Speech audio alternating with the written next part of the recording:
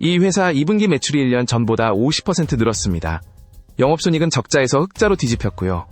반년 동안 번 영업이익이 작년 한 해와 거의 같습니다. 실적만 보면 흠잡을 데가 없어요. 그런데 이상한 게 하나 있습니다. 주가 수익 비율이 122배입니다. 보통 이 숫자가 높으면 회사가 돈을 못 벌고 있다는 뜻이거든요.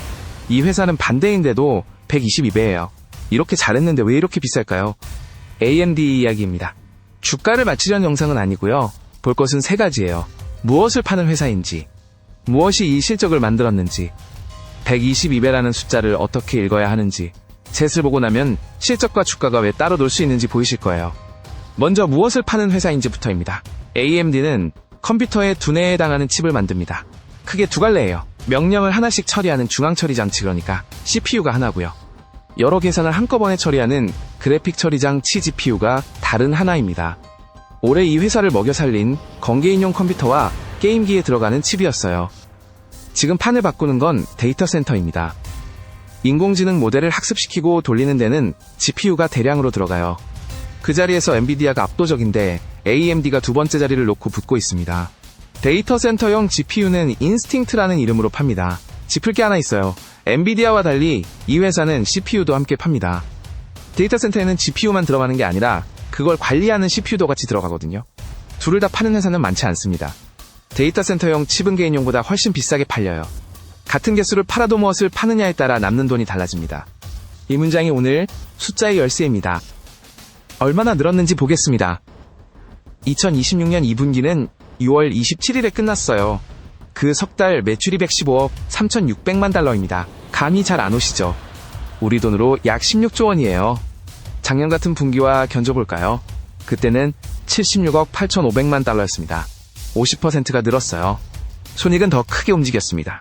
작년 이 분기에는 영업손실 1억 3,400만 달러였어요.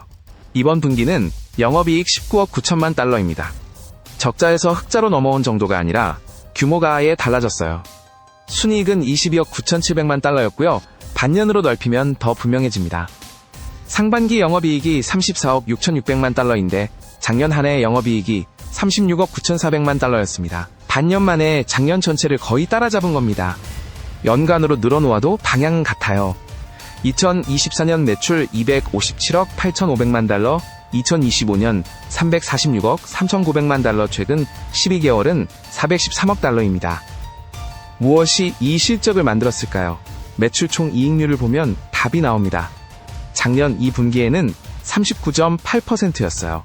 이번 2분기에는 53.8%입니다.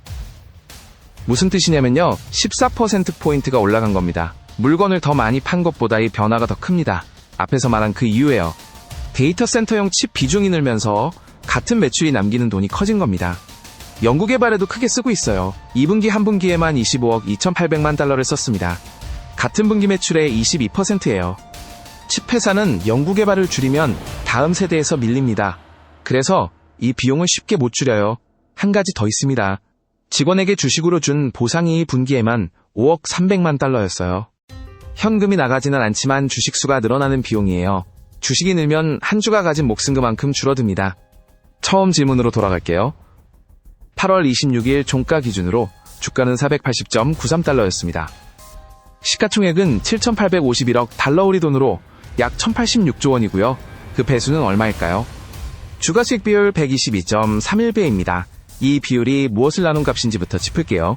시가총액을 최근 12달 순이익으로 나눈 값입니다. 실적이 나빠서 높은 게 아니에요. 이익은 실제로 늘었습니다. 다만 주가가 그보다 더 많이 올랐어요.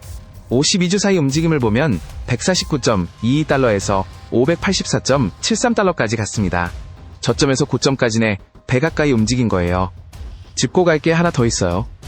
이번 분기 영업이익은 19억 9천만 달러인데 세금 내기 전 이익은 25억 5천백만 달러였습니다. 차이는 본업 밖에서 들어온 5억 9,800만 달러예요. 순이익의 상당 부분 이 영업 말고 다른 데서 온 셈입니다. 마지막으로 볼 게 하나 있습니다. 재무상태표를 열어볼게요. 총자산이 844억 6,400만 달러인데 그중 영업권이 254억 7천만 달러입니다. 30%가 영업권입니다. 영업권은 다른 회사를 장부가보다 비싸게 사들일 때 남는 항목이에요. 자일링스를 인수한 흔적이 대부분입니다. 공장이나 재고처럼 만질 수 있는 자산이 아니라 사업이 기대만큼 안 풀리면 손실 처리해야 하는 자산이에요. 손에 쥔 현금은 50억 8,600만 달러입니다. 정리하면 이렇습니다. AMD는 파는 물건이 바뀌면서 남는 돈이 달라진 회사예요. 실적은 진짜입니다.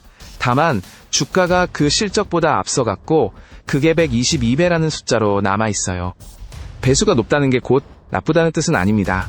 그만큼을 앞으로 벌어야 한다는 뜻이기는 해요. 앞으로 확인할 것은 세 가지입니다. 첫째, 매출 총 이익률이 53%대를 지키는지, 둘째, 데이터 센터 매출이 계속 늘어나는지, 셋째, 영업권을 털어내는 일이 생기는지, 이 셋이 다음 장을 정합니다.